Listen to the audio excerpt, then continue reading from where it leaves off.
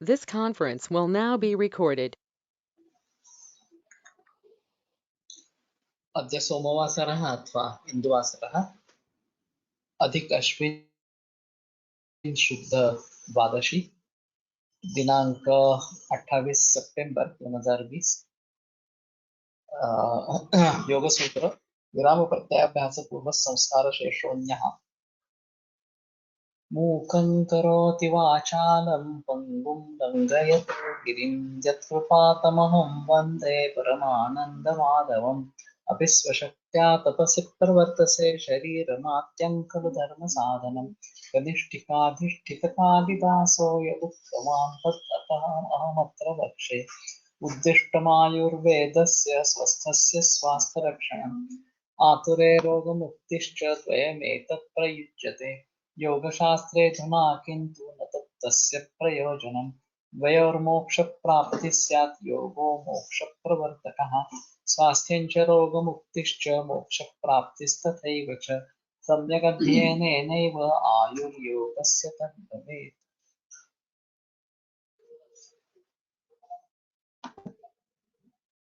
पातञ्जलयोगसूत्राणि प्रथमोऽध्यायः समाधिपादः।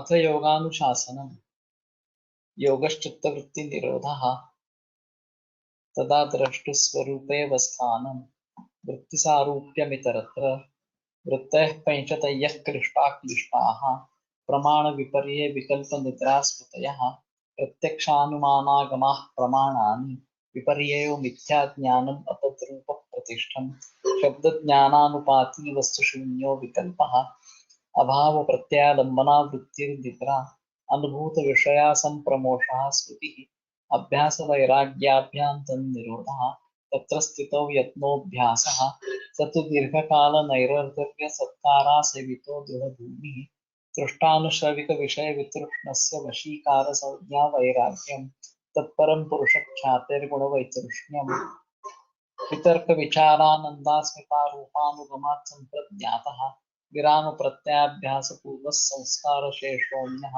बहुः प्रत्ययो विदेह प्रकृतिलयानां श्रद्धावीर्यस्मृतिसमाधिप्रज्ञापूर्वका इतरेषां तीव्रसंवेगानाम् आसन्नः मृदुमध्यातिमात्रत्वात् ततोऽपि विशेषः ईश्वरप्रणिधानात् वा क्लेशकर्मविपाकाशयैरपरामृष्टः पुरुषविशेष ईश्वरः तत्र निरतिशयं सार्वज्ञबीजं स पूर्वेषामपि गुरुः कालेनानवच्छेदात् तस्य वाचकः प्रणवः तज्जपस्तदर्थभावनं ततः प्रत्यक्केतनाधिगमोऽप्यन्तरायाभावश्च व्याधिस्थानसंशयप्रमादालस्याविरतिभ्रान्तिदर्शनालब्धभूमिकत्वानवस्थितत्वानि चित्तविक्षेपास्त्यन्तरायाः दुःखदौर्मनस्य अङ्गमेजयत्वश्वासप्रश्वासा विक्षेपसहभवः तत्प्रतिषेधार्थम् एकतत्त्वाभ्यासः मैत्रीकरुणामुदितोपेक्षाणां सुखदुःखपुण्यापुण्यविषयाणां भावनातश्चित्तप्रसादनं प्रच्छरधनविधारणाभ्यां वा प्राणस्य विषयवती वा प्रवृत्तिरुत्पन्ना मनसस्थितिनिबन्धिनी विशोका वा ज्योतिष्मति वीतरागविषयं वा चित्तं स्वप्ननिद्राज्ञानालम्बनं वा यथा विमतध्यानाद्वा परममहत्त्वान्तोऽस्य रतीकारः क्षीणकृत्यैरभिशाप्यस्यैव मनेर्ग्रहीतृग्रहणग्राह्येषु तत्स्तदञ्जनता समापत्तिः तत्र शब्दार्थज्ञानविकल्पैः सङ्कीर्णा सवितर्का समापत्तिः श्रुतिपरिशुद्धो स्वरूपशून्येवार्थमात्रनिर्भासा निर्वितर्का एतयैव सविचारा निर्विचारा च सूक्ष्मविषया व्याख्याता सूक्ष्मविषयत्वं चालिङ्गपर्यवसानं ता एव सबीजः समाधिः निर्विचारवैशारद्येऽध्यात्मप्रसादः श्रुतंभरा तत्र प्रज्ञा श्रुतानुमानप्रज्ञाभ्याम् अन्यविषया विशेषार्थत्वात् तज्जः संस्कारोऽन्यसंस्कारप्रतिबन्धी तस्यापि निरोधे सर्वनिरोधान् निर्बीजः समाधिः इति पतञ्जलिविरचिते योगसूत्रे प्रथमः समाधिपादः।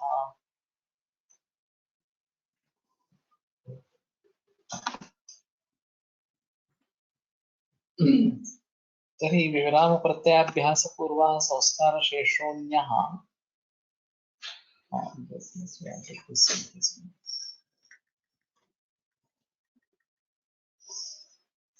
तो यहाँ तक जो है तो संप्रज्ञात समाधि के बारे में बात की गई थी, और ये अन्य असंप्रज्ञात समाधि, असंप्रज्ञात समाधि, इसकी बात अब करने जा रहे हैं।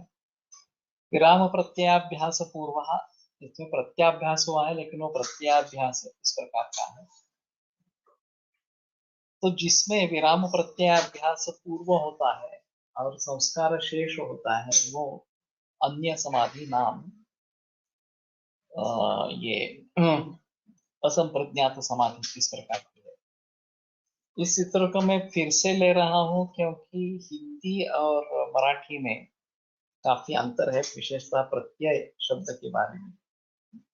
मराठी में हमने देखा था कि विराम यानी कि चित्तवृत्ति का उपरम, उसका प्रत्यय यानी प्रतीति है, साक्षात्कार, और उसका जो अभ्यास बार बार उसका अनुभव लेना, ये जिसमें पहले होता है वो चित्त, और जिसमें संस्कार शेष इस प्रकार का रह जाता है वो अन्य यानी कि असंप्रज्ञात समाधि इस प्रकार का है।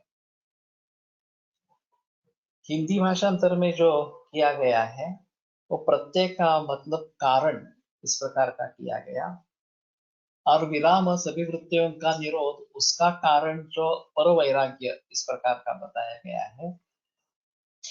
उसके अभ्यास जिसका पूर्व है, उसका बार बार अभ्यास जिसका पूर्व है, और संस्कार शेष केवल संस्कार मात्र में जो वहां पे रह जाता है, वो दूसरा असंप्रज्ञात समाधि इस प्रकार का है।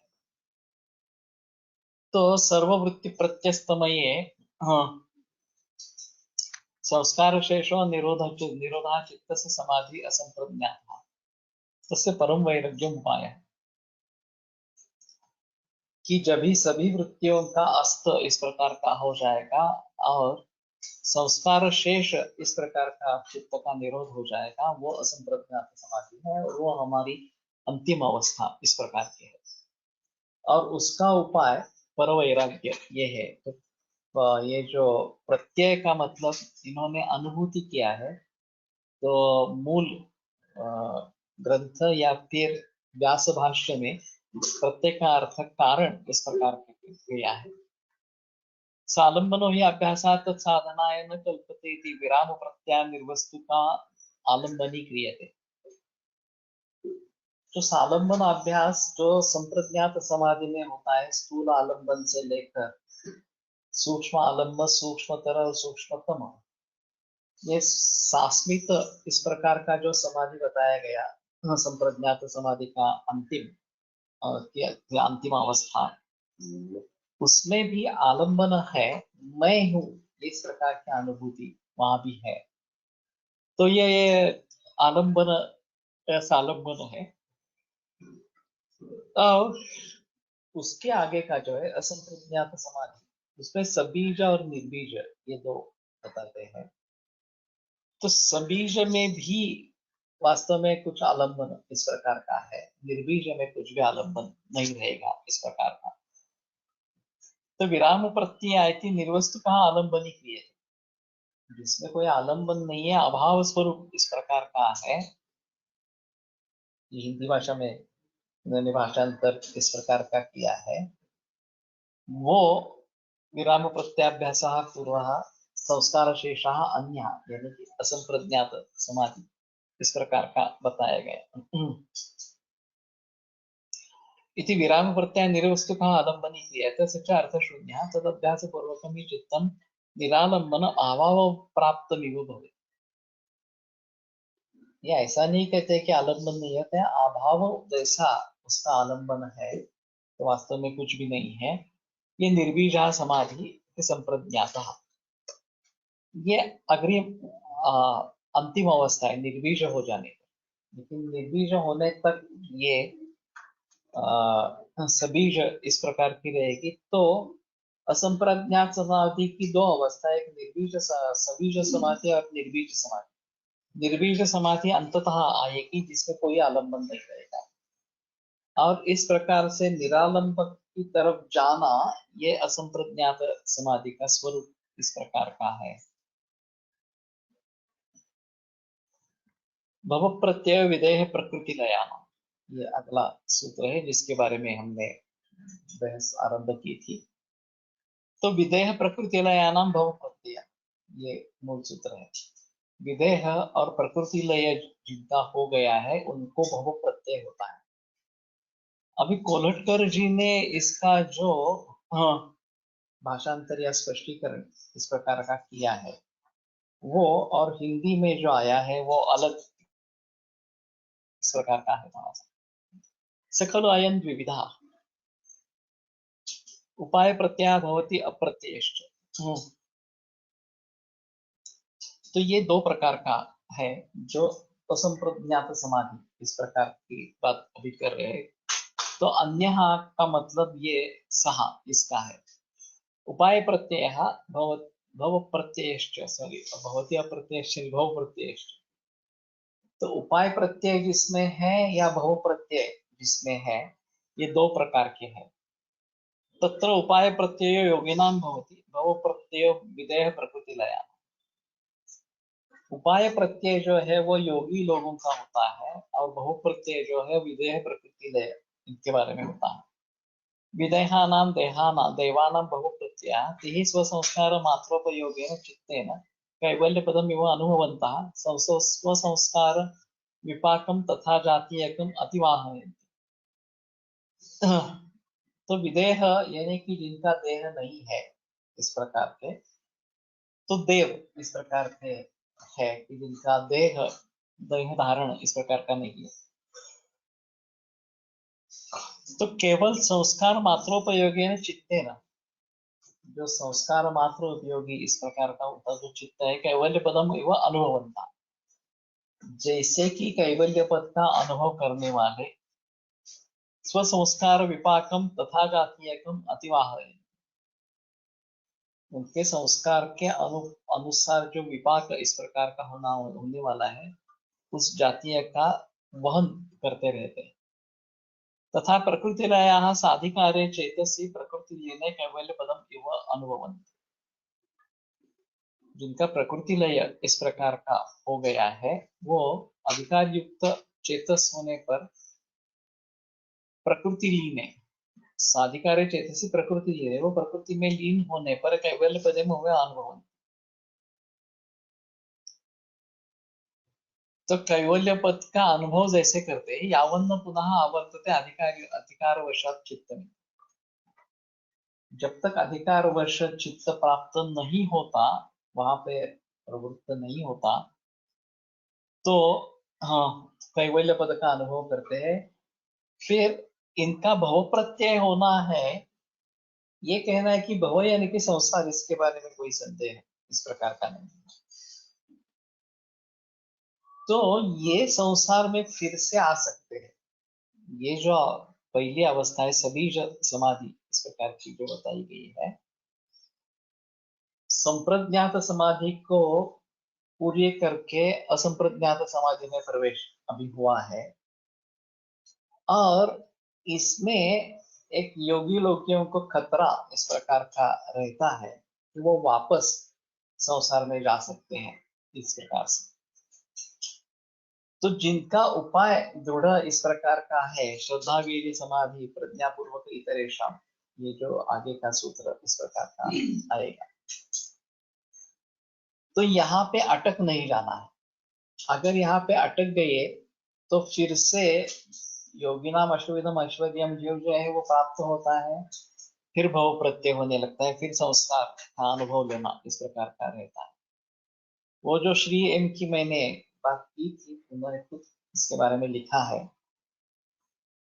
कि वो पूर्व जन्म में मधु नाम के योगी थे और बड़ी अच्छी तपश्चर्या की थी और हिमालय के किसी एक गुफा में बैठकर तपश्चर्या कर रहे थे कि एक फकीर उनके सामने आया और फिर वो गिड़गिड़ाने लगा कि नहीं, मुझे आप ही मुक्ति दिलवाएंगे और आगे का मार्ग दिखाएंगे वगैरह। तो ये क्रोधाविष्ट हो गए कि ऐसा कैसे, मुझे भी कुछ संदेशा नहीं मिला है और तुम ऐसे कैसे आ गए। और फिर उस फकीर ने उसको आलिंगन दे दिया। तो ये और एक क्रुद्ध हो गए।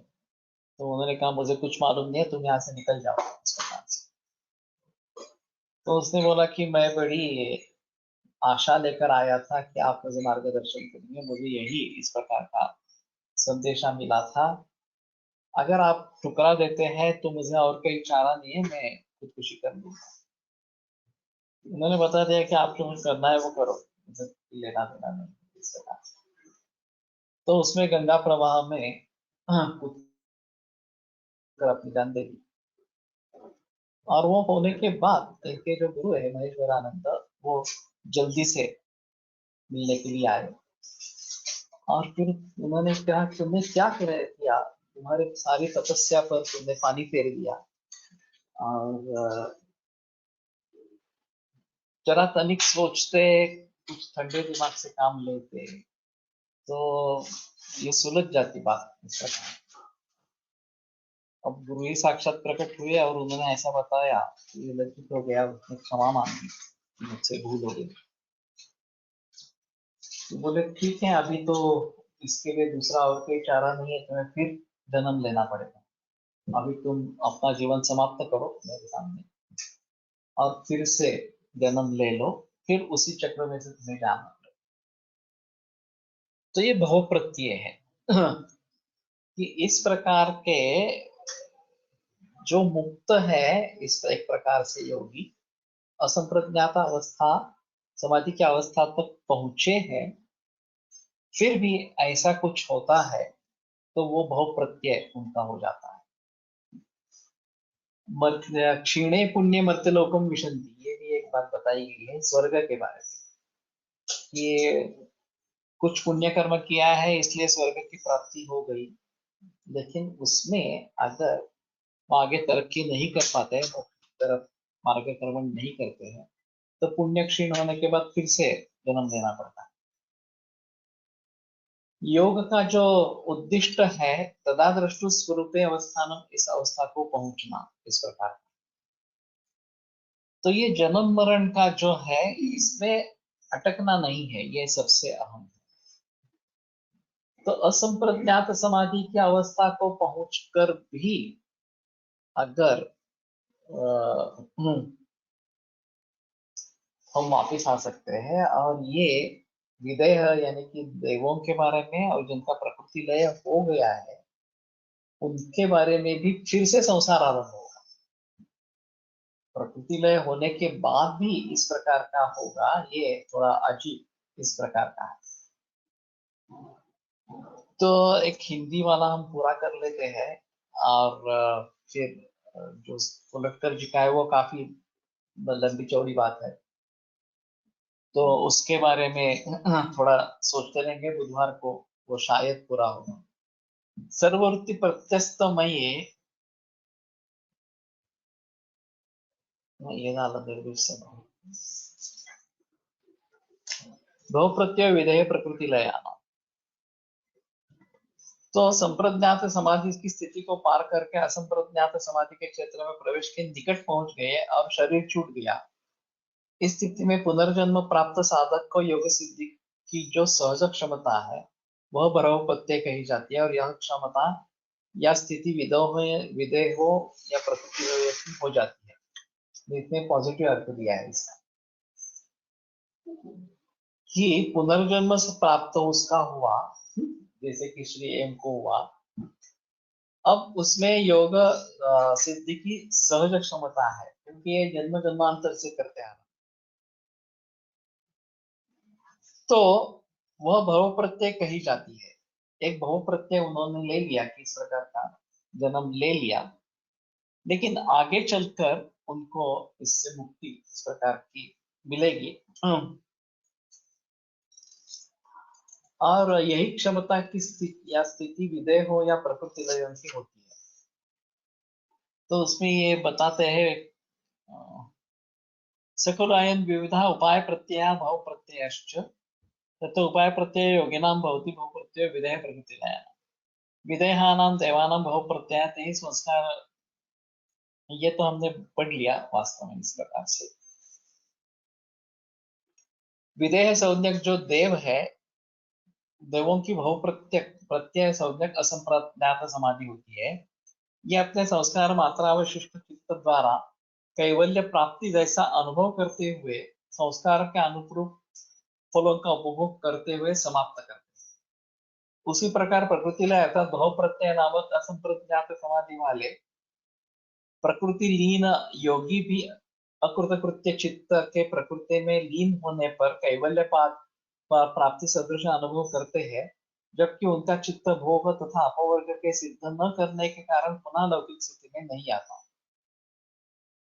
लौकिक स्थिति में नहीं आता, ये थोड़ा अजीब है। तो ये बहुप्रत्यय क्या है, ये सबसे महत्वपूर्ण विषय रहेगा कि संसार का अनुभव लेना।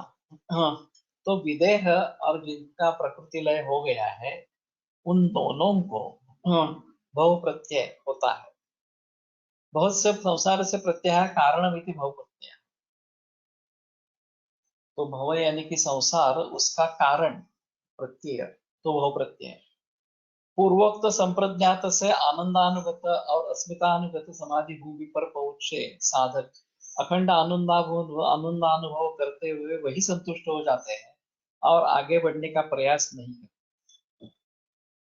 तो मैं सच्चिदानंद स्वरूप हूँ और बस आगे मुझे कुछ करना नहीं है, ऐसी स्थिति अगर हो जाएगी तो वो बहुप्रत्यय इस प्रकार का होता है। योग गीता में इन्हीं लोगों को योग भ्रष्ट कहा गया है, जिसका वर्णन 6 अध्याय के 41 और से 45 यहाँ पे गया है।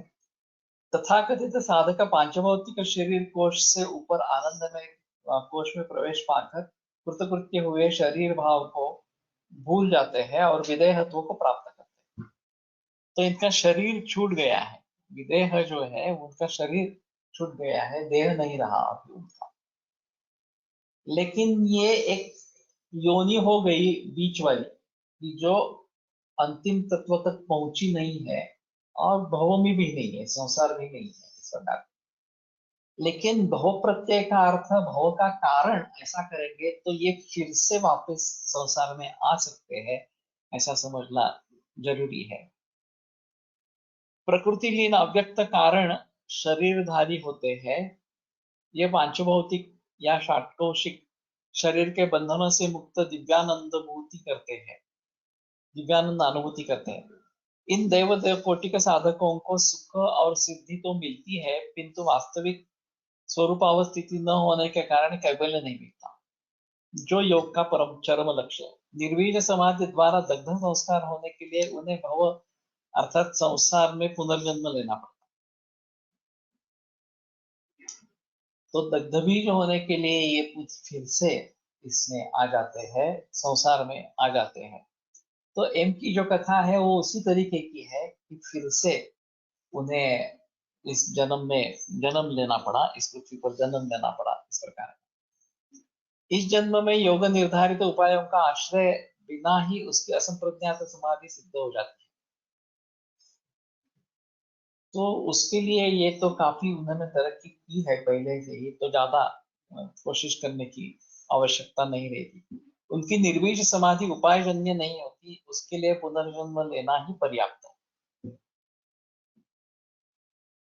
तो यावन्न पुनरावर्तते अधिकार वशात चित्तम, तो फिर से अगर उस अवस्था को पहुंच जाते हैं तो आगे चलकर मोक्ष की प्राप्ति इस प्रकार की हो सकती है। मनुष्य जन्म लेकर संसार में आना यही संप्रज्ञात योग सिद्धि का कारण है, इसीलिए उसका नाम भव प्रत्यय इस प्रकार का है। तो विदेह और प्रकृति लय जिनका हो गया है उनको भव प्रत्यय होता रहता है, और ये भ्रष्ट योगी है और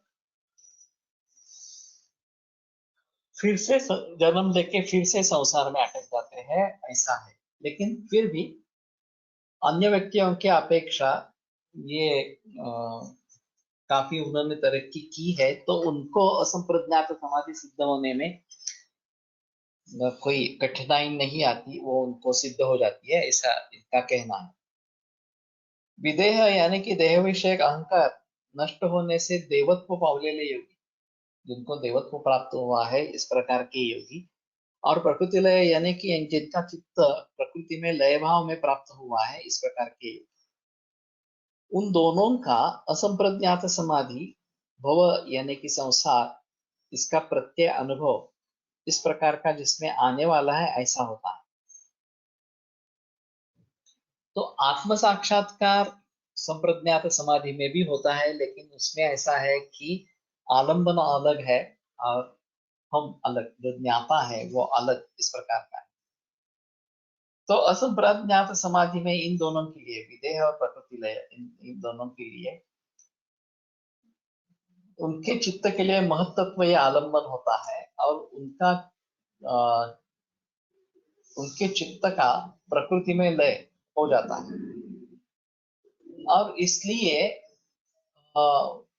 उसमें आत्म साक्षात्कार हुआ नहीं होता इस प्रकार का। तो जब वो स्थित होगा तो उसको भव प्रत्यय कहेंगे, और फिर वो संसार का अनुभव इस प्रकार का लेता है। तो शास्मित समाधि तक जो ये संप्रज्ञात समाधि के बारे में वर्णन किया, उसमें आलंबन है, और वो सूक्ष्म सूक्ष्मतर, स्थूल सूक्ष्म सूक्ष्मतर सूक्ष्मतम इस प्रकार का बताया गया। अभी इस 18वें सूत्र में विराम प्रत्याभ्यास संस्कार शेषोन्य, विराम का साक्षात्कार बार बार होने के कारण चित्त जिसमें संस्कार शेष हो जाता है वो असंप्रज्ञात समाधि इस प्रकार का बताया गया। उसमें सबीज भव प्रत्यय, और ये मुमुक्षु साधक से उपेक्षणीय इस प्रकार का है, ऐसा इनका कहना है। तो जिसको कैवल्य प्राप्ति की इच्छा है, जिसको मुक्ति की इच्छा है, वो यहाँ पे अटक न जाए। ये जो बहु प्रत्यय विदेह प्रकृति लया नाम, ये जो स्थिति है वो अगर उसमें अटक गया तो उनको फिर बहु प्रत्यय होगा, उनको फिर संसार में जाना पड़ेगा इस प्रकार। दूसरा जो निर्बीज समाधि है, ये उपाय प्रत्यय है और मुमुक्षु साधक के लिए सर्वथा आदरणीय है। तो 19वें सूत्र में इन दोनों प्रकारों का उपन्यास किया गया है। सभी जो असंप्रज्ञात समाधि ये 19वें में बताई गई है, और आगे वाले में जो है वो निर्बीज समाधि इस प्रकार की बताई गई है। तो बहु प्रत्यय विदेह और प्रकृति लय, ये 3 शब्द इसमें है, और इनका भली भांति ज्ञान होना जरूरी इस प्रकार का। तो प्रकृति लय यानी कि प्रकृति में लीन हो जाना इस प्रकार से। तो जिस प्रकार से प्रसव हुआ है उसी तरीके से प्रतिप्रसव होता है। तो इन्होंने ये बात छेड़ी है कि प्रसव कैसे हुआ है ये समझ लो, तो प्रतिप्रसव कैसे होगा ये पता चला। जैसे कि मैंने परसों वो एक बात कही थी एक मरीज के बारे में कि प्रोस्टेट का कैंसर ओरिजिनल था, और फिर प्रोटीन में एक बड़ा ट्यूमर बढ़ा, 12 inch by 17 inch by 18 inch वगैरह इस प्रकार का था, और ये पार्थिव था, उसमें पानी भी था, तो असाइटिस भी डेवलप हुआ था इस प्रकार से। अब ये जब कुछ भी जलीय या पार्थिव अंश वहां पे नहीं थे, इससे आरंभ करके इस प्रकार का ट्यूमर वहां पे बढ़ा। अगर हम समझ पाएंगे ये कैसे निर्माण हुआ है, तो उसका लय हम कर पाएंगे इस प्रकार से। हाँ, भाविता के सर ने एक अजीब प्रयोग किया था। वो शायद प्रकृति के परीक्षण के बारे में सोच सकेंगे उसके बारे में थोड़ा, कि व्यक्ति को एक 3 या 4 घंटे जिसने कुछ खाया नहीं है उसको सिर्फ लेटने के लिए कहना, सोना नहीं, लेकिन कुछ भी चेष्टा इस प्रकार नहीं करना है, इस प्रकार कुछ भी कर्म नहीं करना है। और फिर 1-1 घंटे के बाद उनके वेट को चेक करना, इसमें एक्यूरेसी वाला बैलेंस चाहिए। उन्होंने कहा था कि उनके पास 1 ग्राम तक एक्यूरेसी वाला बैलेंस था। और उनका कहना था कि जो भी रिजल्ट्स आए, जितने लोगों का इस प्रकार का सिर्फ वजन किया, उनको खाने पीने के लिए भी कुछ नहीं दिया, और मलमूत्र वेग भी नहीं आए होंगे, अगर आए होंगे तो उसको मापना है कितना हुआ, मूत्र कितना हुआ वगैरह इस प्रकार से। और फिर वजन में क्या अंतर आता है, अगर कुछ भी नहीं हुआ है और सिर्फ लेटे रहे हैं, तो भी कुछ लोगों का वजन 125 ग्राम तक कम हो जाता है, कुछ लोगों का 70-80 ग्राम तक कम हो जाता है, कुछ लोगों का 30-40 ग्राम तक कम होता है। तो इनका कहना था कि कफ जो है मंदो यात्रा ग्रस्त होता है, इस कैटेगरी में होता है जिनमें कफ प्राधान्य है, उनका अ, वजन कम होना बहुत ही कम रहता है। जिनका वात प्राधान्य इस प्रकार का है उनका ज्यादा होता है, और जो पित्त प्रधान जो है वो उनका बीच वाला इस प्रकार का रहता है। अब ये वस्तुमान कहाँ नष्ट हो गया, हमने जो मापन किया वो द्रव्य का या शरीर का मापन किया, उसके बल उसके वजन का मापन किया, और वो व्यक्ति तो कुछ नहीं कर रही है, तो ये वस्तुमान कहाँ चला गया। तो पलटकर सर का कहना था कि जैसे आकाशात वायु वायो अग्नि अग्नि आपा अग्नि पृथ्वी, इस प्रकार से आकाश से लेकर पंचमहाभूतों तक पृथ्वी महाभूत तक उत्पत्ति होती रहती है, उसी प्रकार से जब लय होता है तो पृथ्वी से जल, जल से अग्नि, अग्नि से वायु, इस प्रकार का लय होता रहता है। पृथ्वी से जल में जब आ जाएंगे तो थोड़ा वजन कम होगा, जल में, जल से अग्नि में आ जाएंगे तो वजन ड्रेस्टिकली कम होगा इस प्रकार से। क्योंकि पृथ्वी और जल ये दोनों गुरु गुणात्मक इस प्रकार के हैं, और जब अग्नि में आएंगे तो अग्नि को भार नहीं है, अग्नि वाले द्रव्य को कुछ भार होगा, जैसे कि ये अग्नि साक्षात हमारा गाठराग्नि वगैरह जो है। लेकिन इस प्रकार का द्रव से जब अग्नि में रूपांतर इस प्रकार का हो जाएगा तो वजन इस प्रकार से कम होगा, और आगे भी वो अगर चलता रहे, वायु उसमें, उसमें से वायु में और उसमें से आकाश में, इस प्रकार का लय होता रहे तो वजन और भी घटता जाए। तो जब अनशन करते हैं, उपवास करते हैं, और उससे वजन कम होता जाता है, बिल्कुल कुछ खाया नहीं, ये बात छोड़ो 1 घंटे के लिए, ये प्रकृति के निश्चय के लिए उन्होंने किया था, लेकिन कोई आदमी है, हमने लंदन का सुझाव दिया है और कुछ भी खा नहीं रहा और फिर भी वजन कम होता जाता है, तो ये पार्थिव तत्व से द्रव तत्व, द्रव तत्व से अग्नि तत्व, इसमें वो आ जाता है, ऐसा है। पहले जो होता है वो जल तत्व का कम होना इस प्रकार का आरंभ हो जाता है, वो ज्यादा आसान है, और वो खत्म होने लगे तो पृथ्वी से लेकर आते हैं, उसका जल बनाते हैं और फिर जल का प्रयोग करते हैं इस प्रकार से। तो ये पंचमहाभूतों का निर्माण निर्माण होने का एक क्रम है, जो प्रसव है, आकाशात वायु वायु अग्नि अग्नि आपा अग्नि पृथ्वी, इस प्रकार प्रतिप्रसव जब होगा तो पृथ्वी का जल में, जल का अग्नि में, अग्नि का वायु में, वायु का आकाश में, इस प्रकार का प्रतिप्रसव होता रहेगा। उसी तरीके से जब हम सृष्टि के निर्माण की बात करते हैं और सृष्टि के लय की बात करते हैं, इंद्रियभ्यो परा अर्था, परा ही अर्था, ये कठोपनिषद के बारे में उन्होंने संदर्भ दिया है कि इंद्रियों से पर इस प्रकार के अर्थ, अर्थात ये पंच तन्मात्र कह रहे हैं, जो अर्थ जो बताए हैं वो है अर्थेभ्यश्च परम मन, उसके भी सूक्ष्म ये मन इस प्रकार का है। मनसस्तु परा बुद्धि, उससे भी पर बुद्धि इस प्रकार के है। बुद्धे है महान आत्मा परहा, तो महान आत्मा का मतलब में आत्मा शब्द से चौंक गया था, लेकिन महान महान आत्मा ये महत्व है, क्योंकि आगे महता परम अव्यक्त, इस प्रकार का बताया जाए तो महान आत्मा का मतलब यहाँ पे महत्व इस प्रकार का है। महता परम अव्यक्तम, महत से सूक्ष्म या उससे आगे अव्यक्त है, अव्यक्त पुरुषोत्तम, और उससे श्रेष्ठ, पर का मतलब श्रेष्ठ, सूक्ष्म, उसके आगे वाला वगैरह वगैरह। पुरुषान्न परम किंचित सा काष्ठा सा परागति, और पुरुष से लेकर आगे कुछ भी नहीं है।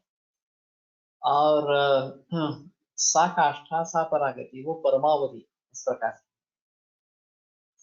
अब ये सांख्य के अनुसार नहीं है, सांख्य के अनुसार प्रकृति लय हो जाना बस नहीं है, और पुरुष को समझ लेना है कि मैं प्रकृति से भिन्न हूं।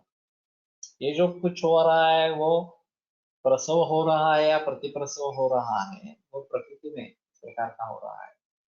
मैं अलग हूँ, मुझसे कोई उसके संबंध इस प्रकार का नहीं।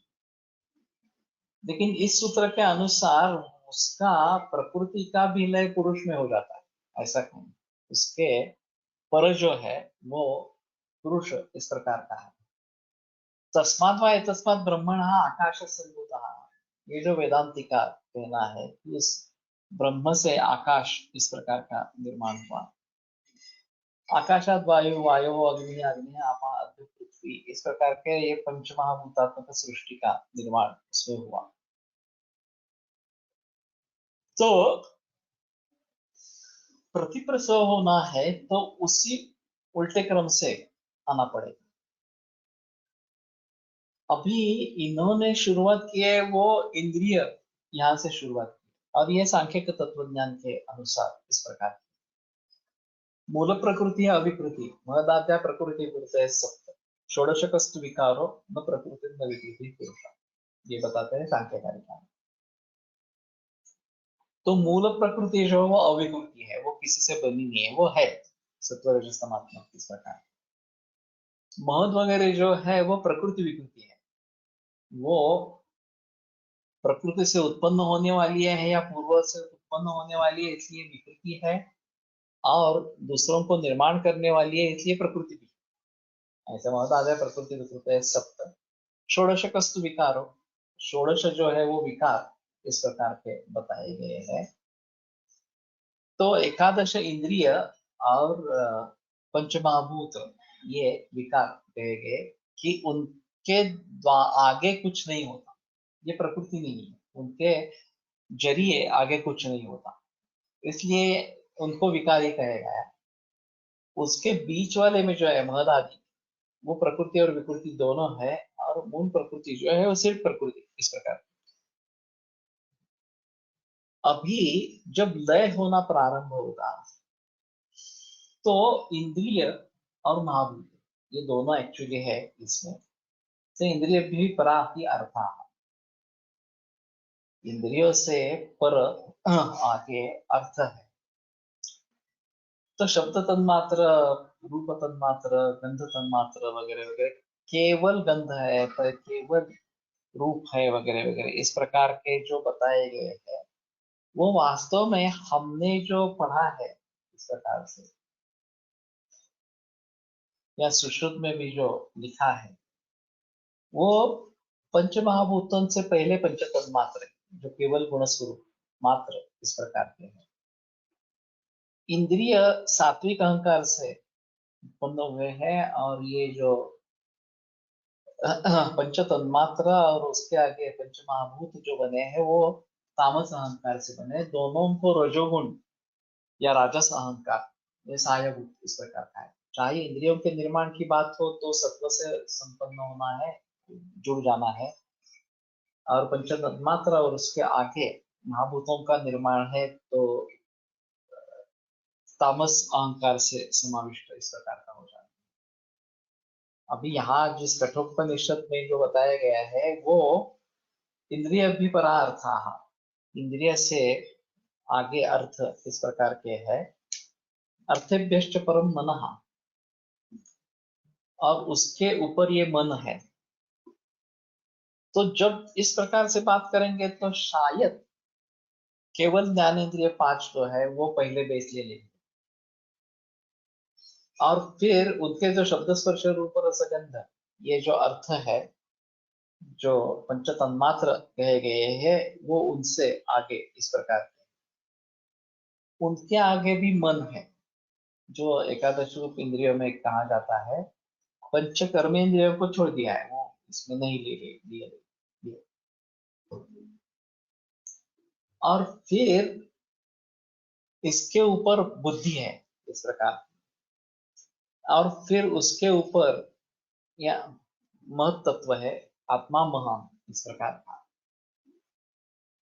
और महता परम अव्यक्तम, जो मूल प्रकृति है, अव्यक्त है, वो महत के आगे है। तो ये सांख्य का जो सृष्टि निर्माण का क्रम बताया गया, उसमें प्रकृति में जो हलचल मच जाती है, सत्वरजस तमस, इन तीन पांडव, इन तीनों गुणों का संतुलन खो बैठते हैं, तो उससे ये सब सृष्टि की निर्मिति होती है, ऐसा कहते हैं। तो उस अवस्था में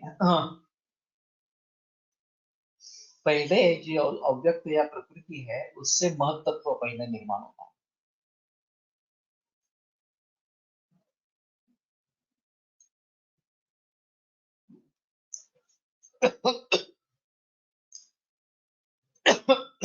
हम संप्रज्ञात समाधि की चरम अवस्था शाश्वत संप्रज्ञात समाधि में पहुंचते हैं।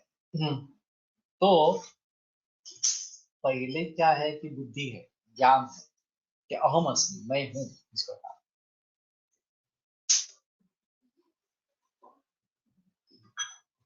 ये जो बताते हैं एको हम बहुस्या, मैं एक हूं और अनेक होना चाहता हूं, ये जो स्फुरण है ब्रह्मा में उत्पन्न हुआ इस प्रकार का, ये सभी सृष्टि के निर्माण का कारण है, ऐसा मानकर चलते। तो सबसे पहले ये महत्व है कि ज्ञान है कि अहम अस्मि इस प्रकार के, अहम अस्मि। और यही संप्रज्ञात समाधि का अंतिम, समाधि की अंतिम अवस्था इस प्रकार।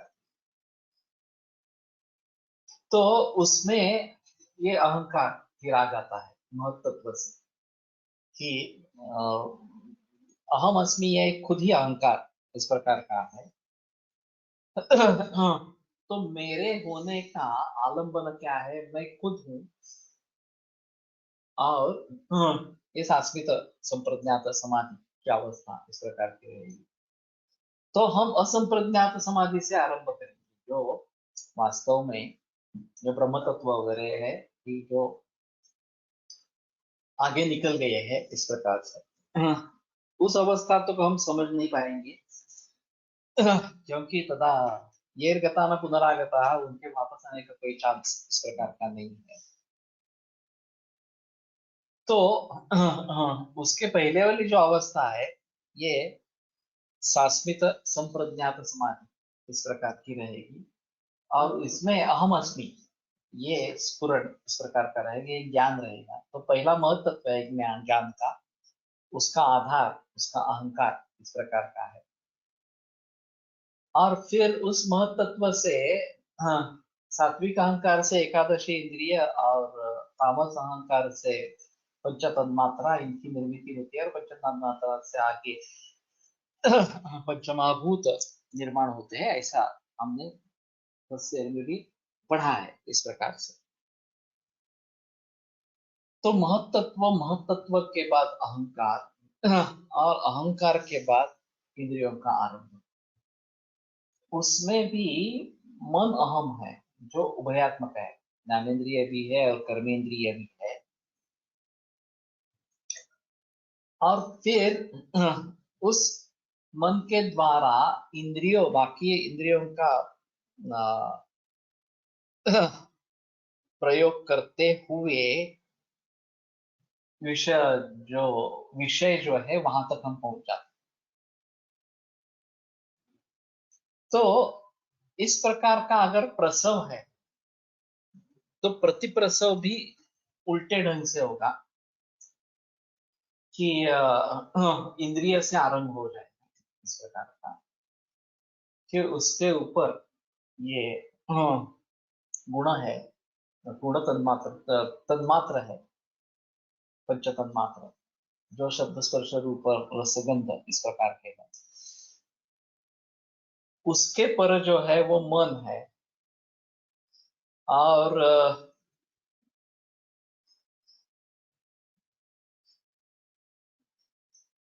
उसके ऊपर बुद्धि है, कि ये ज्ञान होना इस प्रकार का, उसके ऊपर महतत्व इस प्रकार का है, और महतत्व के ऊपर प्रकृति है, तो अव्यक्त है इस प्रकार से। तो जब प्रतिप्रसव होगा, प्रकृति लय होगा, तो इस ढंग से होगा कि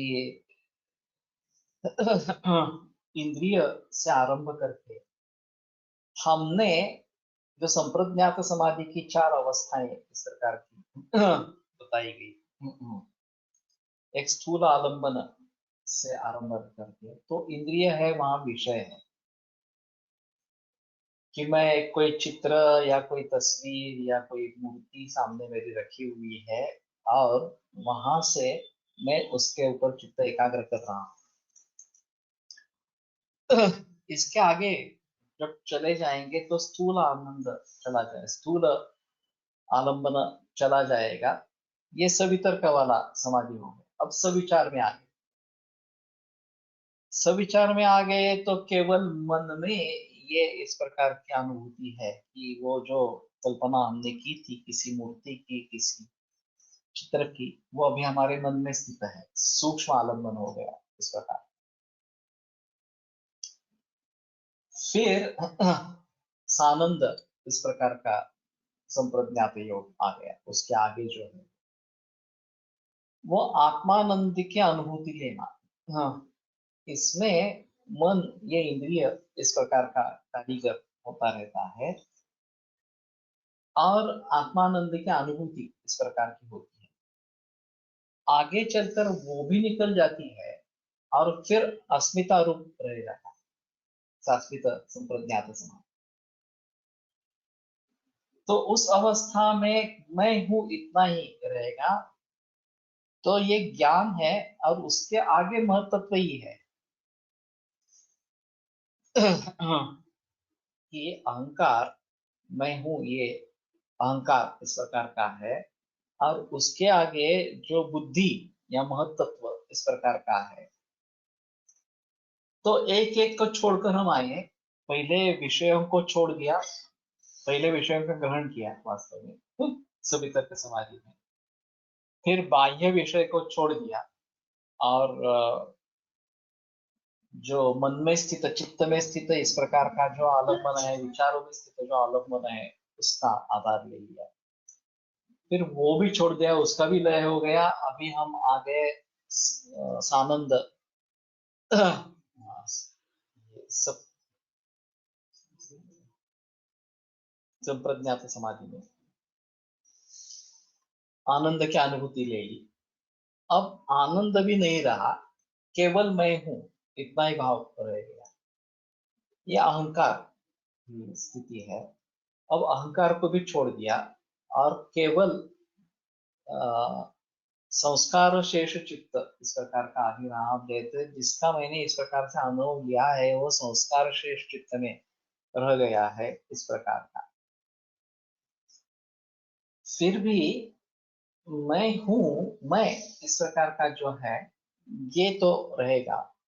अब उसका भी अगर पुरुष में लय हो जाए, या व्यक्त इस प्रकार की जो प्रकृति है उसका भी पुरुष में लय हो जाए, तो कुछ नहीं रहे इस प्रकार। तो प्रकृति लय का आप समझेंगे कि प्रकृति में लय हो जाना, यहाँ तक की जो अवस्था है, ये असंप्रज्ञात समाधि, सभी जो असंप्रज्ञात समाधि की अवस्था। और उसके आगे अगर हम चले जाएंगे तो यह आलंबन भी छूट जाएगा, और इसका प्रकृति का लय पुरुष में हो जाएगा। सा काष्ठा सा परागति, वो चरम मर्यादा है, और वही श्रेष्ठ गति है, बस उसके आगे कुछ नहीं। एक बार उस स्थिति को, कैवल्य को प्राप्त हुए, बस आगे कुछ करना ही नहीं है इस प्रकार से। तो प्रसव कैसा हुआ अगर समझते हैं, तो प्रतिप्रसव कैसा होगा, इस प्रकार के हर प्रकार के बारे में हम समझ सकेंगे, और फिर अ, हम उस कैवल्य की स्थिति का अनुभव कर सकेंगे, ऐसा कहना है। तो मेरे ख्याल में ये दूसरा एक उन्होंने प्रतिप्रसव का उदाहरण दिया है कि कापूस या कॉटन, फिर उसके धागे और उसका डोरा इस प्रकार का बन जाएगा, और फिर उसके वस्त्र बनेंगे। हाँ, प्रतिस्पर्शव होने में उन धागों को अलग अलग करेंगे और फिर से उसके कार्पास तक आ जाएंगे, ये प्रतिप्रसव इस प्रकार का हो। तो हम अगर भली भांति प्रतिप्रसव समझ पाएंगे तो ये बेहतर इस प्रकार का होगा। वैसे पीलूपाकवाद और पिठरपाकवाद, ये दो वाद बताए गए हैं और उनमें काफी बहस चलती रहती है। हमारे हिसाब में पीलूपाकवाद ज्यादा बेहतर और हमारे उपयोग में आने वाला इस प्रकार का। इनका कहने का मतलब ये है कि जब हम अन्न का ग्रहण करते हैं और उसका भिन्न संघात हो जाता है, तब द्रव्य भिन्न संघात इस प्रकार का, उसके साथ में जो द्रव हम ले रहे हैं तो उसका संघात भिन्न इस प्रकार का हो जाता है, और ये परमाणु अलग अलग हो जाते हैं, और फिर उस पर अग्नि की क्रिया होती है और उसमें रूपांतर हो जाता है, शारीर भावों में उसका परिणमन हो जाता है, आहार रस के रूप में या किट्टर के रूप में, सार किट्टर इस प्रकार के। अब ये जो है, ये प्रसव इस प्रकार का कहा जाएगा। अब उससे सिंथेसिस फिर से शुरू होगा, जो आहार रस बना उसके ऊपर रस धातु बनने की क्रिया हुई, रस धातु बना, उसको वो बनते समय रक्तपाचक अंश बना, उस पर रक्त धातु बनने की क्रिया होगी। तो अभी इस प्रकार की श्रृंखला रहेगी कि शुक्र या ओज निर्माण होने तक पुनः संगठन होता जाए। पहले विघटन इस प्रकार का है और अभी पुनः संगठन इस प्रकार का हो जाएगा। तो ये भलीभांति किस प्रकार से होता है, ये अगर हम समझ पाएंगे तो किस प्रकार के परिणाम होने के लिए किस प्रकार का आहार सेवन करे, आदमी कैसा होना चाहिए वगैरह के बारे में हम सोच सकेंगे। जब तक ये बात पूरी तरीके से हमारे ध्यान में नहीं आएगी कि ये कैसा होता है इस प्रकार से, तो अन्न से मुक्त मात्र से षड्रस से प्रपाकतः, ये जो कि बात बताई गई है, मधुरी भाव उसको प्राप्त होता है, और फेनभूत श्लेष्मा उदीर्यते इस प्रकार का बताते हैं। तो ये सिंथेसिस का आरंभ है। जो आहार हमने पांचभौतिक इस प्रकार का लिया था, जिसमें पृथ्वी महाभूत का प्राधान्य था, या पृथ्वी और जल दोनों का समसमान इस प्रकार का था, उसका संघात भेद होकर उसमें अग्नि की प्रक्रिया होकर उसमें परिवर्तन इस प्रकार का आ गया, और प्रथम अवस्था पाक में कफ की निर्मित हुई, द्वितीय अवस्था पाक में जो अम्ल अवस्था पाक है उसमें पित्त की निर्मित हुई, पक्वाशयंतु प्राप्त से शोषमाण से वन्यना परिपिंडित भाव पक्व से वायु से प्रभाव, और फिर अग्नि के द्वारा जिसका शोषण किया गया है तो उसको परिपिंडित इस प्रकार का स्वरूप प्राप्त हो गया है, कटु अवस्था पाक है, उसमें वायु की निर्मित होगी, इस प्रकार का वो सूत्र है। तो इसमें लय किस प्रकार से होता जाए, ये हमें देखना है। जो पांचभौतिक आहार है उसका लय किस प्रकार से होता जाएगा, और फिर उससे फिर पंचमहाभूत कैसे बनेंगे। जो शरीर से जुड़े हुए पंचमहाभूत है वो इससे फिर से कैसे बनेंगे, ये हमने समझ इस प्रकार से लेना है। तो ये काफी कठिन है और मैं समझता हूँ, मैं पूरी कोशिश कर रहा हूँ खुद समझने की और लोगों को समझाने की। जब तक मेरे मन में संदेह रहेगा तो और भी कठिनाई इस प्रकार की होगी। लेकिन कुछ कुछ हद तक ये समझ में आ रहा है, ऐसा थोड़ा सा है। और मैं ये सोच रहा था कि ये जो बात कहते हैं कि आगागे भाविष्य नहीं, ब्रह्म सत्यम जगन मिथ्या वगैरह वगैरह इस प्रकार से, तो उनके लिए क्या होता है, उनके लिए प्रतिपल सब हो जाता है, ये कुछ रहेगा ही नहीं। जब मैं ब्रह्म स्वरूप हो जाऊंगा तो मेरे लिए कुछ है ही नहीं इस प्रकार। अभी मैं उस अवस्था में पहुंचा नहीं हूं, इसलिए मुझे ये सब है ऐसा प्रतीत होता है, उसका आभास इस प्रकार का होता रहता है। जब मैं उस अवस्था को पहुंचूंगा तो ये कुछ भी नहीं रहेगा, और मैं भी नहीं रहूंगा वास्तव में। मैं उसमें लीन हो जाऊंगा, ब्रह्ममय हो जाऊंगा, तो कोई संबंध ही नहीं है इस प्रकार का। तो इस प्रकार से जिसके बारे में बताना काफी मुश्किल है, ऐसे अवस्था तक कैसे पहुंचे, इसका तत्व ज्ञान ये सब है। और उसको अगर हम भली भांति समझ पाएंगे तो मुक्ति की तरफ मार्गक्रमण कर सकते हैं। तो आज शायद यहीं पे रुकेंगे, और बुधवार को ये थोड़ा मैं दोहराऊंगा फिर भी, क्योंकि और कुछ उदाहरण देके तिथे अजून अर्धवट झाला, तुम्ही त्याच्या पुढे गेलो नाही, प्रतिप्रसवाच्या पुरतच मांडलाय त्यांनी, प्रतिप्रसवाच्या पुढे ते कसं जायचं काय करायचं असं। तो शायद बुधवार को उसके बारे में आगे सोचेंगे। योगेन चित्तस्य पदेन वाचां बलं शरीरस्य च वैद्यकेन योपाकरोत्तं प्रवरं मुनीनां पतंजलिं प्राञ्जलिरानतोऽस्मि। आज कुछ भी सवाल नहीं पूछे गए। ये भी जरा आश्चर्य है, शायद ज्यादा ही कठिन इस प्रकार का विषय था, ऐसा लगता है। तो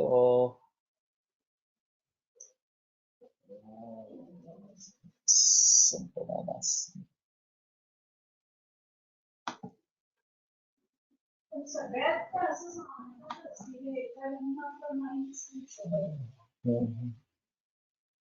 तो ठीक है, यहीं पे रुकते हैं। तुम भी सोचो जरा।